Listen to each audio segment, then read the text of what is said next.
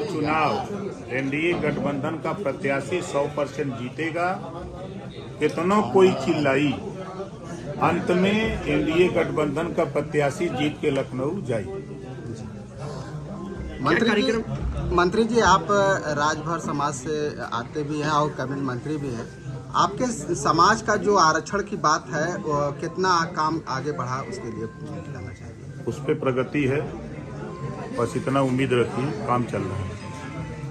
कुंभ मेले का आयोजन हो रहा है और एक तरफ ये भी आप कहते हैं कि हमारे समाज के लोग कांवड़ होने के लिए नहीं है, तो इस बार के जो कुंभ मेले में क्या आह्वान करें कि आपके समाज के लोग सिर्फ यही जाकर कुंभ में सिर्फ नहाएं? आप जाएंगे कि नहीं, पहले ये बताएं। हम आप लोगों को भी निमंत्रण देते हैं, चलिए कुंभ नहा लीजिए। 12 साल के बाद लग रहा है। दिल्ली में राजनीतिक सियासत तेज हो चुका है, क्या कहेंगे इसके लिए?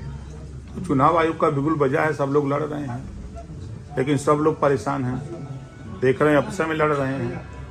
कांग्रेस आम आदमी पार्टी से लड़ रही है, सपा कांग्रेस से लड़ रही है, सब आपस में लड़ रहे हैं।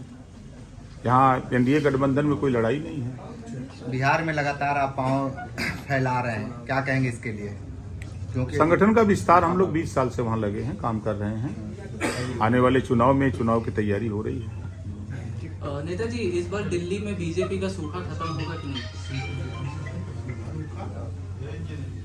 देखिए, जनता मालिक है और दिनों दिन लोगों को भरोसा बढ़ता जा रहा है, विश्वास बढ़ता जा रहा है।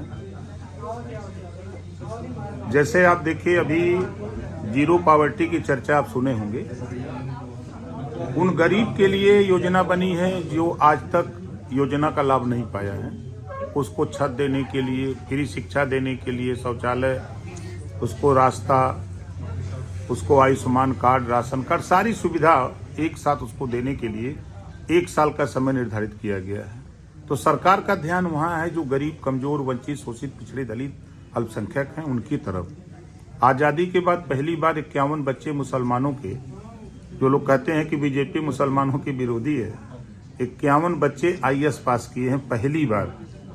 ये वोट देते हैं कांग्रेस को, सपा को, बसपा को दिया, लेकिन किसी ने ऐसा नहीं किया। लेकिन बीजेपी की सरकार में, एनडीए गठबंधन की सरकार में 51 बच्चे IAS पास किए हैं। आज मुसलमान शिक्षा की तरफ उन बच्चे मूव किए हुए हैं। तो ये ध्यान, जब आदमी कोई अपना चश्मा बदल के थोड़ा देखे, आयुष्मान कार्ड गरीबों के लिए बना है, न कि अमीरों के लिए।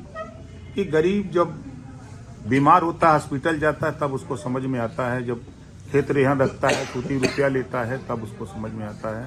तो 5 लाख से उसको राहत मिल रही है।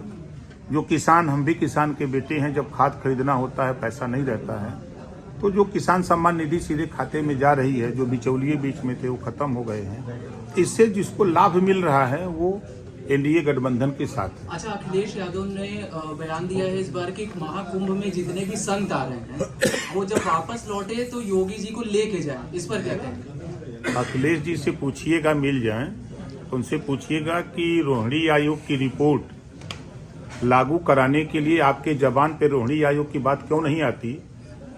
राघवेंद्र सिंह के नेतृत्व में बनी पिछड़ी जाति के 27% आरक्षण को बांट कर देने की अखिलेश जी और अखिलेश जी की पूरी पार्टी कांग्रेस की जबान पे क्यों नहीं आ रही है?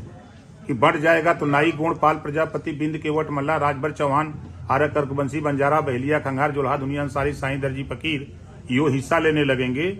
इस नाते नाम नहीं आ रहा है। पूछिएगा जरा इन नेताओं से, क्या वजह है, क्या कारण है, क्यों नहीं बोलते हैं? अगर उनको योगी दिखाई दे रहे हैं तो रोहिणी आयोग क्यों नहीं दिखाई देता है? विपक्ष में बैठे हैं, जनता के हित की बात करें, वो इस नाते नहीं बोलते हैं कि सत्ता में थे तो पिछड़ों का हक लूटा, अति पिछड़ों का हक लूटा है, इस नाते उस पर नहीं बोलते हैं।